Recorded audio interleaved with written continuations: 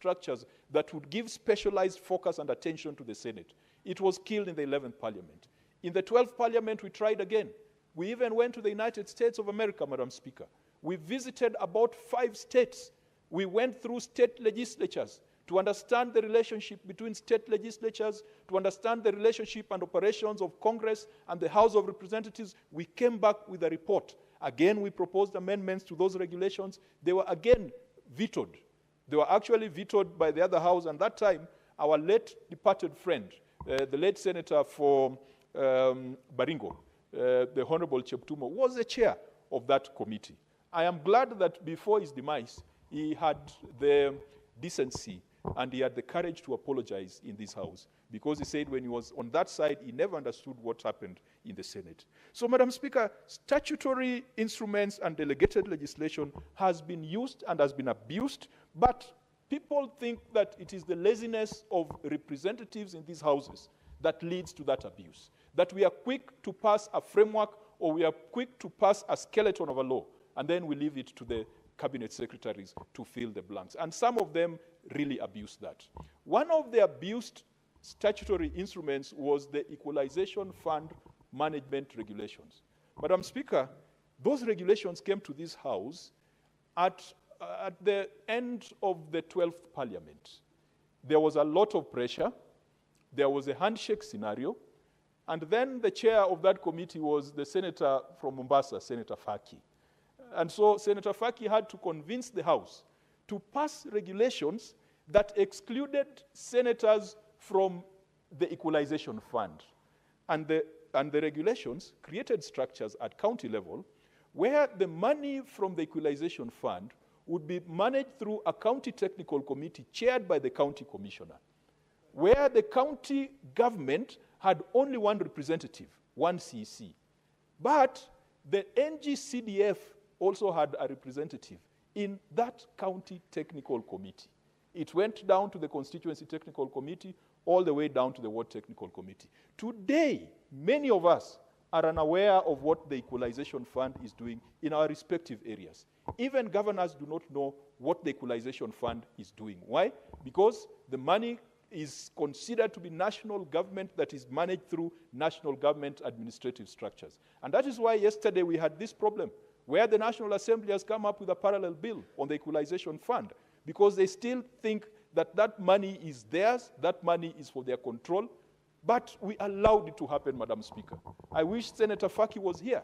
He would have told us that he promised this House that let us pass these regulations to allow access to the fund, because the fund had not been drawn for a long time for lack of regulations. And he promised, and he told us here that the government had promised that we're going to bring amendments.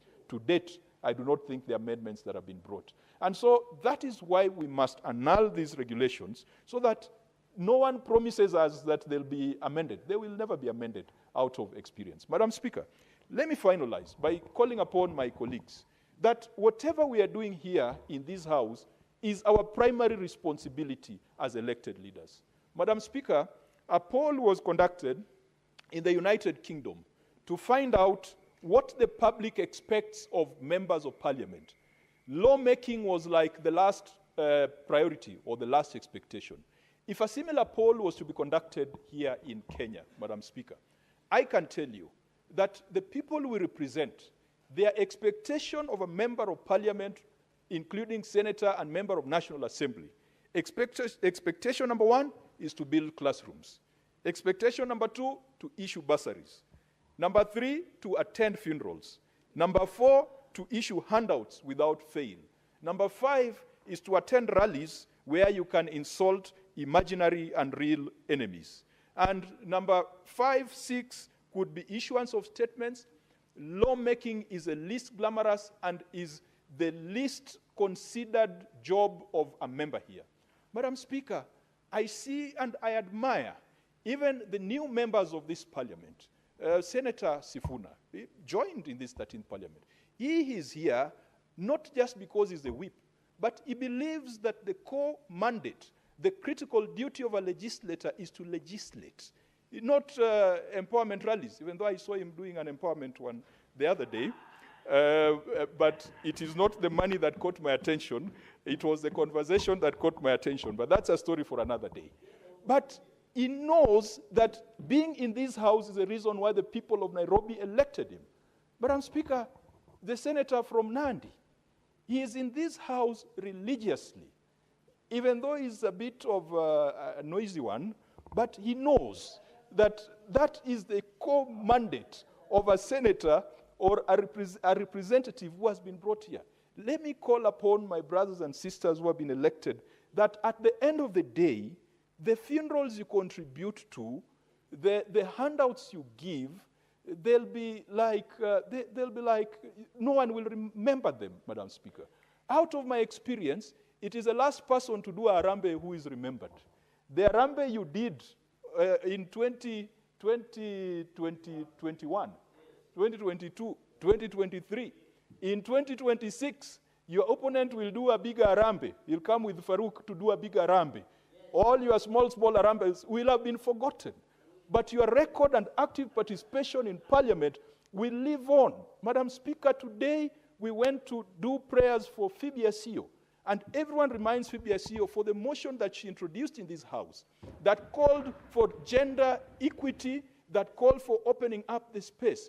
People did not eulogize her because she did a Harambee somewhere and donated desks, or because she sorted out some boys in some center. People like Martin Shikuku are remembered for their speeches and statements in this house. People like George Anyona, it's not because of their donations. And so as we head into the weekend, and I know some of my colleagues are going to board choppers and are going for empowerment things, please, let us focus on policy, legislation, regulation that can provide a level playing field for all Kenyans to be able to access opportunities, for all Kenyans to get empowerment. The idea of donating 64 shillings to women groups or 1,000 shillings to women group is tokenism, is a handout culture. And Madam Speaker, the party that I subscribe to, the ODM party, has always been against using Harambee as a model for development, because Harambee fuels corruption. When someone whose salary at net is 150,000 is donating 5 million in 1 month, that is corruption looking at you straight in the eye. And Madam Speaker, we are not going to grow this country if we continue with this pretense of empowerment rallies and empowerment Harambees. That cannot be our model for development. Madam Speaker, I support, yes.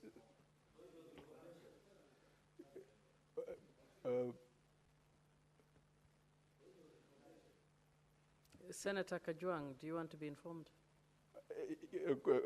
Cautiously, yes. Very cautiously.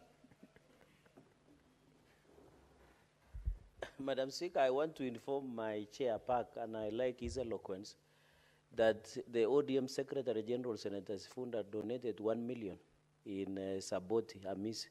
So does it mean, if he says they don't subscribe, does it mean there is that there should be clarity on what he say? Senator Kajwang. Madam Speaker, that is a frivolous point of information. My Secretary General declared the source of his contribution. He declared, including members of this House, and so he fully accounted for it. Madam Speaker, with those many remarks, I support the report of the committee. Senator Seki. Thank you, Honorable Speaker. I also take this opportunity to put my voice on this report